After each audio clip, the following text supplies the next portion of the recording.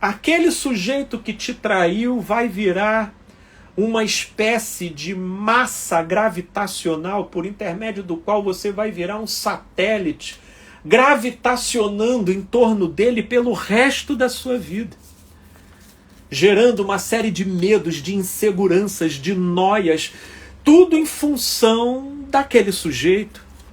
E isso é dar um poder tremendo, não só para quem não merece, mas para aquilo que não carece. Porque o perdão, esse perdão, conforme Jesus nos ensinou, que consiste nessa decisão sóbria da consciência, ele nos salva de nós mesmos, de modo a inocularmos os efeitos daquela traição, que obviamente não vai deixar de doer, não vai deixar de nos machucar, mas não terá o potencial de nos traumatizar e de causar repercussões a médio e longo prazo na nossa vida. Isso eu digo terminando ou continuando a relação. Então, se é possível perdoar, ora, sempre. Agora, continuar depende. Aí depende, que era o que eu estava falando anteriormente. Vai depender se você constatar dentro de você a viabilidade dos afetos, do tesão e da conexão espontânea dos seus sentimentos estabelecerem uma ligação com o outro. Se você encontrar essa disponibilidade, então pode ser que exista o potencial para a continuidade. E aí vem a terceira pergunta: e voltar a confiar? Esse quesito aqui eu quero responder com um pouco mais de calma. Porque, vamos lá, se você perdoou a pessoa, você está numa relação e você foi traído ou você foi traída, e aquilo te machuca, te golpeia, te rasga, mas por uma questão de princípio, você entende que o caminho da vida e o primeiro passo para a recuperação dessa catástrofe ocorrida é a disponibilidade da consciência em perdoar, de maneira a não alimentar dentro de si nada de negativo e de vingativo em relação ao outro. E aí, nesse caminho, você nota a disponibilidade também espontânea de sentimentos e sensações se ligando à pessoa e que, portanto, te confere o panorama de poder continuar. Mas o voltar a confiar, ele precisa levar em consideração basicamente dois fatores. O primeiro é quem é a pessoa que você está se disponibilizando e se propondo a dar uma segunda chance. Quem é essa pessoa? Essa é uma pessoa em que você já não está dando nem a segunda chance, você está dando a terceira, a quarta ou a quinta chance? Ah, meu amigo ou minha amiga, se for esse o caso, esse não confiar, essa insegurança é um sentimento de salvação para você. Que ele te moleste até você acordar e entender que não dá para continuar, porque a pessoa com quem você está é imatura, é autocentrada na sua própria punção, e por mais que ela possa ter alguns comportamentos de remorso e de choro, ela está num ciclo vicioso e ela não vai parar. Portanto, a gente precisa, para a gente responder, é possível voltar a confiar, a gente precisa responder quem é essa pessoa que está lá do outro lado. Por exemplo, a primeira questão que eu li aqui, você já vê que a pessoa aqui, ela notificou que foi traída, não consegue mais continuar, mas acredita que a pessoa que o traiu, que traiu ela, se arrependeu. Então ela teve ali uma avaliação, ela viu que foi de verdade. Então, para a gente voltar a confiar, gente, confiança é uma construção. Você não vai voltar a confiar porque o seu pastor disse, confia, filha. Porque você foi lá no líder religioso e ele diz, confia, filha. Ou porque o psicólogo diz, confia, filha. Ou porque os amigos dizem, confia. Não é assim que a gente resgata a confiança. Confiança é uma construção, tijolinho por tijolinho, edificada no dia após dia, e que se faz produto de todo um contexto, de toda uma trajetória de vida. E é isso que tem que ir para a balança. E por vezes, depois de uma traição, a gente não tem essa resposta da noite para o dia. A gente às vezes vai se convencer de que a confiança não é mais possível de se estabilizar e de se resgatar, é depois de algum tempo. Sobretudo observando que aquele deslize da pessoa não foi algo tópico ou pontual, mas foi o sintoma de algo estrutural em relação a uma enfermidade de caráter que aquela pessoa tem. Então, nesses casos, não vai ser possível voltar a confiar. Agora, um segundo ponto que eu também quero falar sobre isso, voltar a confiar. Se porventura você perdoou a pessoa, encontrou a espontaneidade do seu afeto na direção dela e percebeu que o arrependimento dela foi genuíno e que, portanto, do que depende da pessoa que errou, ela te dá sobejos sinais e indícios da possibilidade de você voltar a confiar. Voltar a confiar precisa ser uma decisão da consciência. Precisa. E uma decisão da consciência que, passando por todas essas etapas que eu acabei de falar, essa decisão da consciência precisa se fazer em nome do amor próprio. Sim, em favor de você mesmo. Porque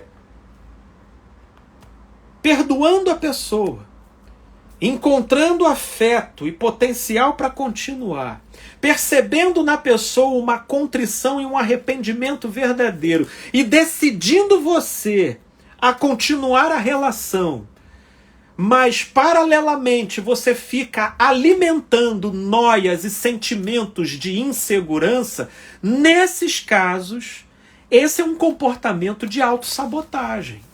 Você está se autossabotando.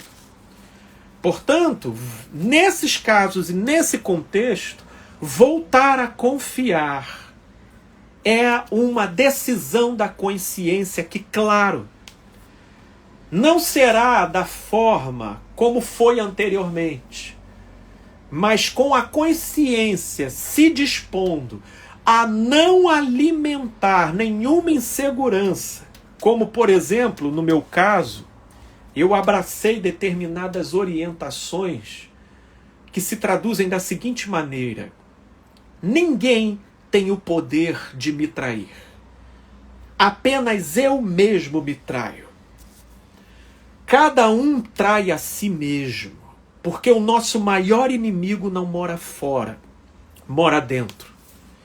E eu não vou fazer de uma relação afetiva uma ocasião para alimentar em mim uma disposição obsessiva de ficar monitorando a integridade do outro como modo de eu justificar minha própria estabilidade e paz de ser.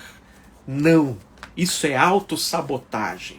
A minha paz decorre das minhas próprias escolhas.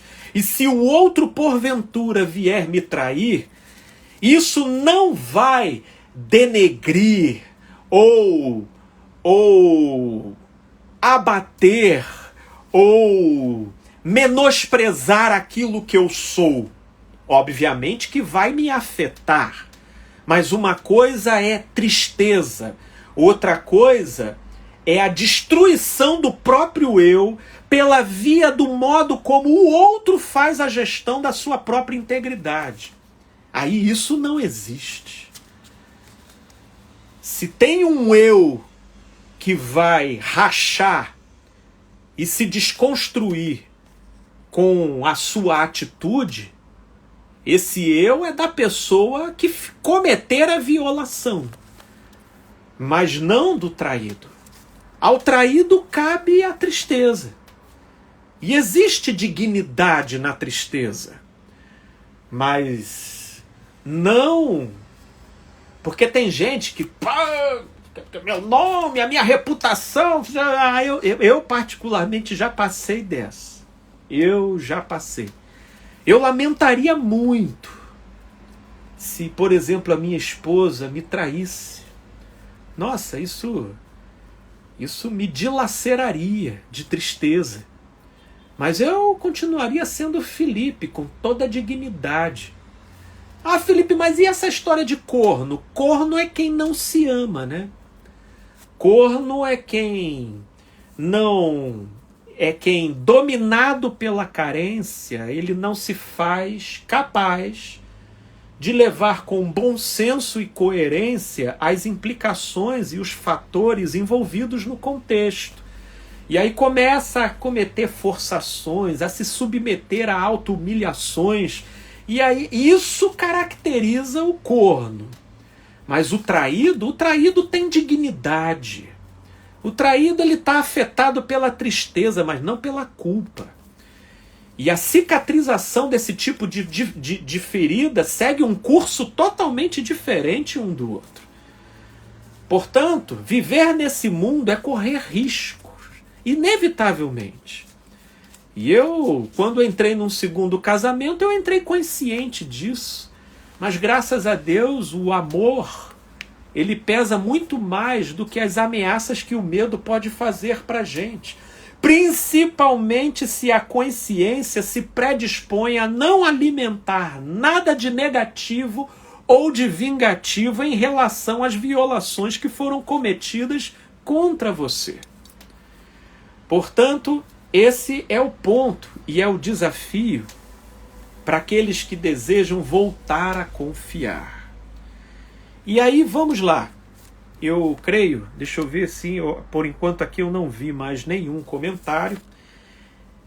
Eu não sei se o meu amigo Jefferson está presente na área, porque se tiver, Jefferson, já pode colocar a parte 3 desse tema, que pelo visto eu não consegui nem sair do primeiro papelzinho que eu peguei para ler.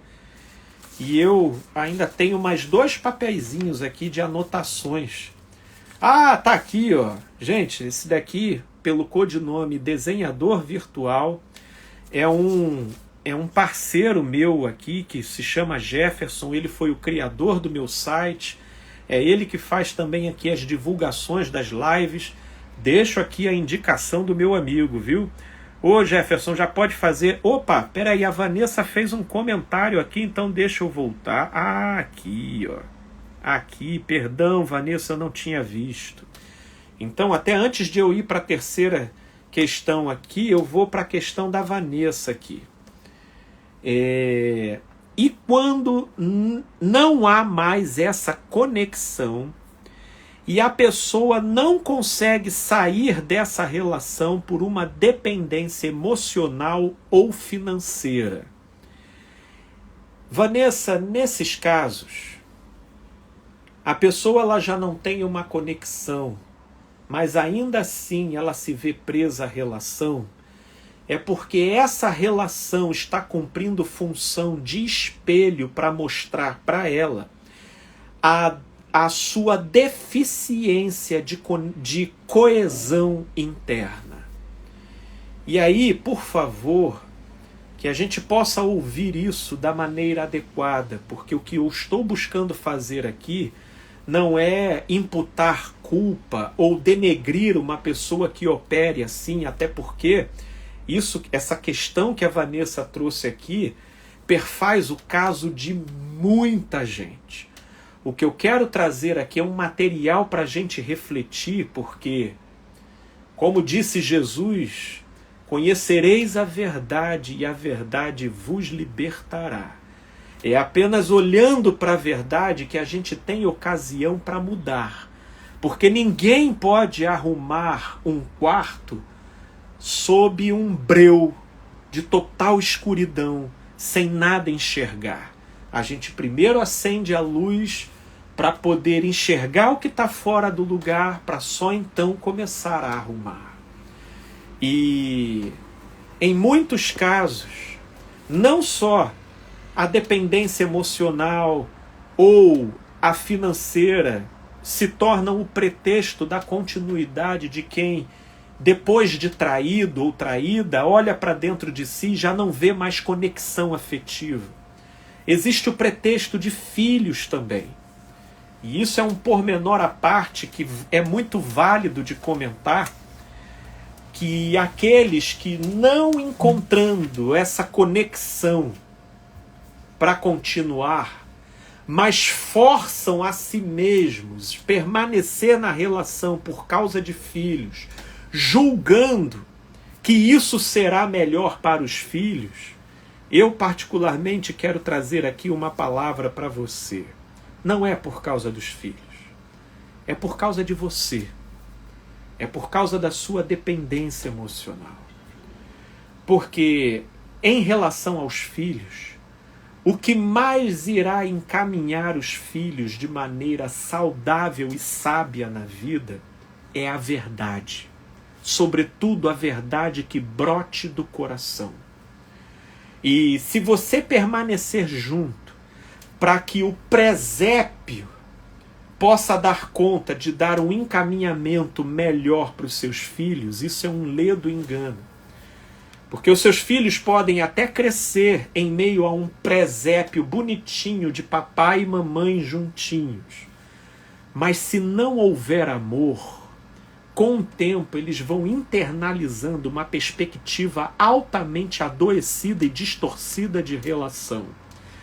E, sinceramente, eu costumo perguntar a essas pessoas: você veria o seu filho se casando com uma pessoa e permanecendo numa relação nas mesmas condições com que você se força a permanecer na relação em que você está? E a maioria me responde: não, Felipe, eu não vejo. Então por que você permanece nessa relação tomando os filhos como pretexto? Quando se trata de dependência financeira, a coisa de repente é um pouco mais complexa. Nesses casos, eu costumo orientar uma estruturação da vida financeira da pessoa para que então ela possa viabilizar uma separação de uma maneira menos catastrófica. Vale dizer, inclusive, que nós estamos, graças a Deus, num país que existem leis e que isso pode ser pleiteado com advogados. Mas como a gente sabe que isso não funciona para todo mundo, então, dependendo do caso, cabe a orientação para que a pessoa se estruture para poder sair.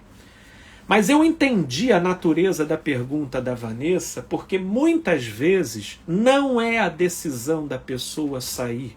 E a dependência, seja financeira ou emocional, ela é apenas um pretexto.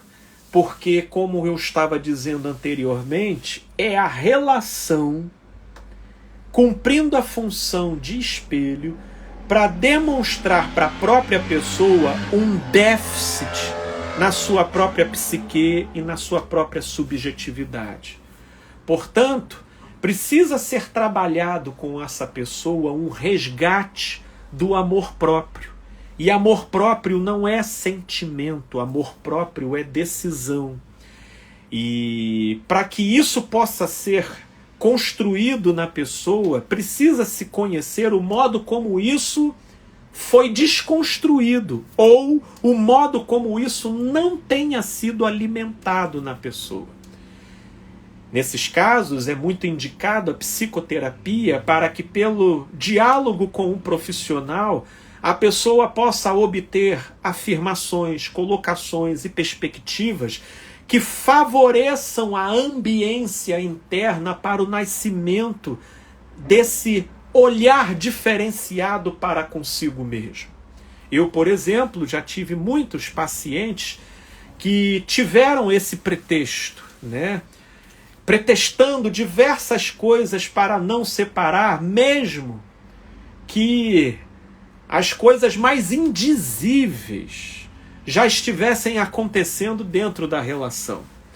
Inclusive, eu me lembro agora muito de um caso de uma relação tão marcada por brigas, desavenças, mentiras, agressividades, e a pessoa vinha constantemente se queixando, e a gente ia conversando, e ela sempre adiando o término, e o modo como ela se queixava já começava a deixar ela encabulada, porque ela mesma ia percebendo como que ela podia se queixar daquela forma e permanecer naquela relação.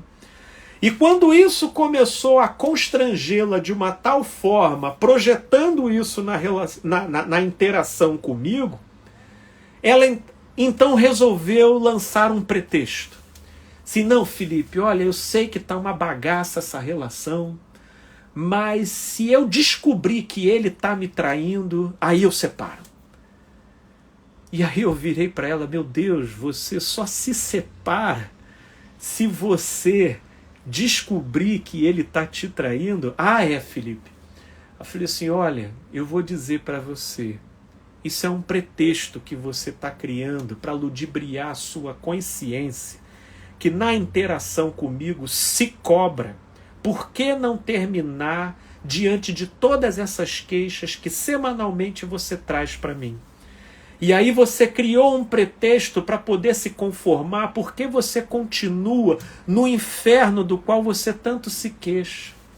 E acredite, minha amiga, se você descobrir que ele está te traindo, você vai viver para perceber que você vai continuar e não vai terminar. Ela, não, Felipe, traição eu não admito, eu vou terminar. Passado alguns meses, ela descobriu. Inclusive, ela nem aguentou chegar o dia da sessão. Prorromperam mensagens no meu celular e ela dizendo, Felipe, eu papá. Fomos na sessão, mas ela continuou o relacionamento. Porque, na verdade, como a nossa amiga Vanessa descreveu, havia uma dependência emocional, mais do que uma dependência emocional. Havia uma familiaridade com o inferno, de modo que a pessoa fica tão nivelada pelos transtornos aonde ela está inserida, que isso nivela a autoestima dela tão lá embaixo, que ela já não se sente habilitada, muito menos merecedora de viver nada diferente do que ela está vivendo. E aí, sequestrada também pelo sentimento de culpa que advém do discurso das agressividades e das manipulações psicológicas do outro, ela vai ficando sequestrada dentro daquela relação, não tendo uma coesão interna mínima para tomar uma atitude de sair da relação. E aí é todo um trabalho para você ir estruturando essa subjetividade, para que ela então construa uma estrutura interna favorável para assumir uma decisão e um posicionamento de finalizar a situação, né?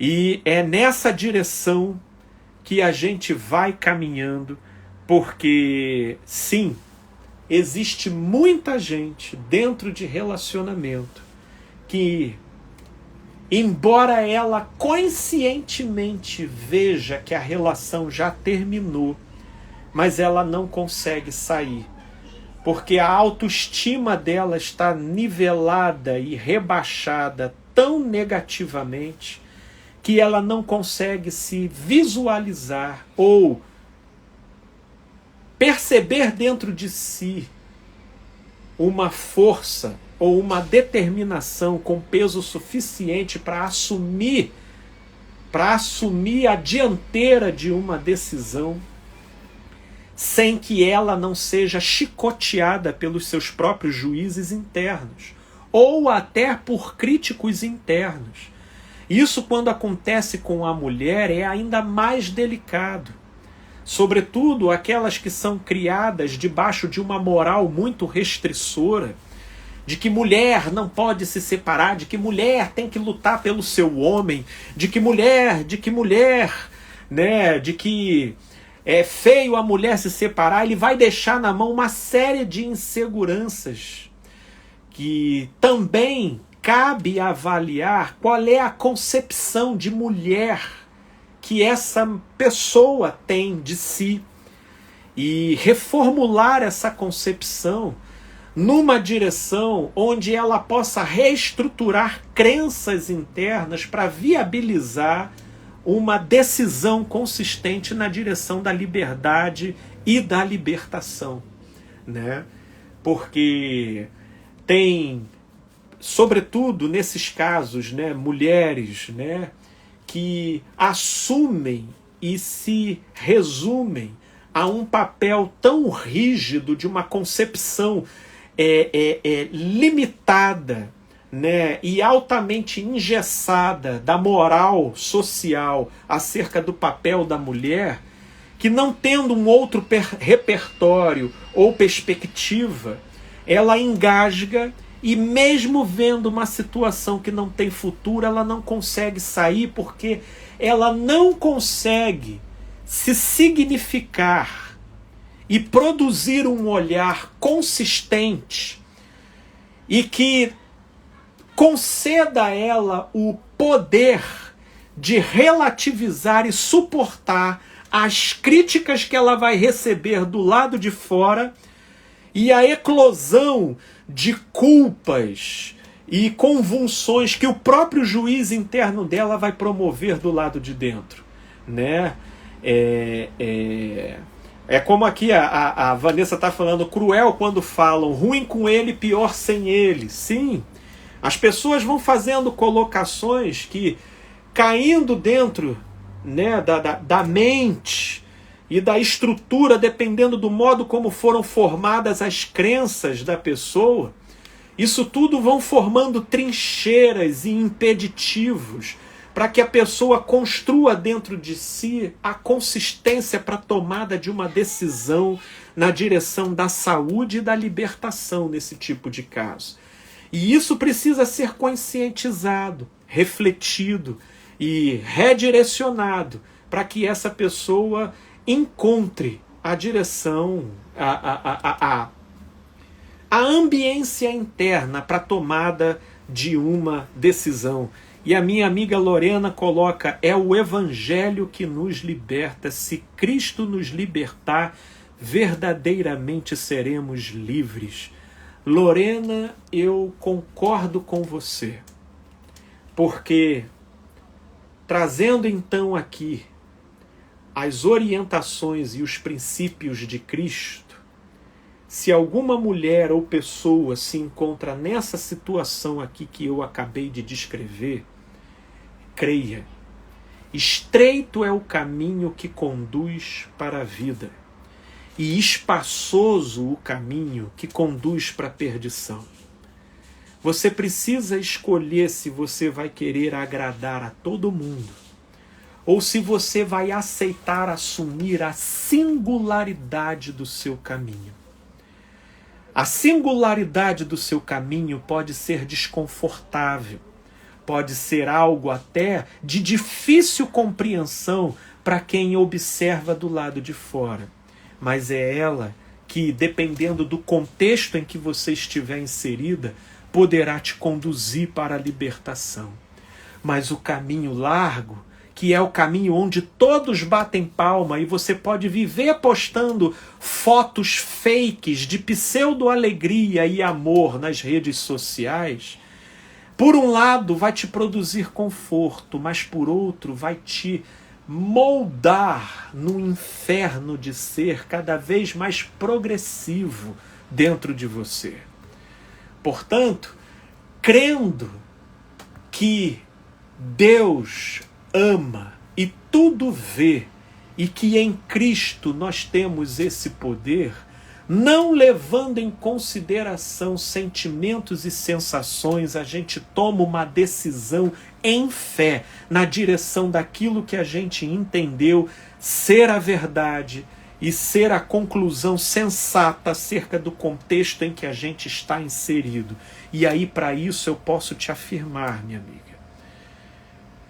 quando se toma essa decisão e a gente se coloca diante das nossas assombrações, medos e ameaças, é que a gente vive para ver que nada daquilo que a gente pensava que poderia acontecer, acontece.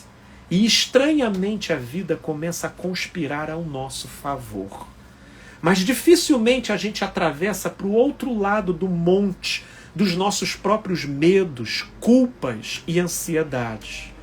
Mas eu te estimulo a esse gesto de fé, para que você não só encontre a liberdade, mas que faça expandir dentro de você todo esse poder de vida, a começar pelo amor próprio, que te possibilitará uma vida em novidade de vida, em abundância de vida.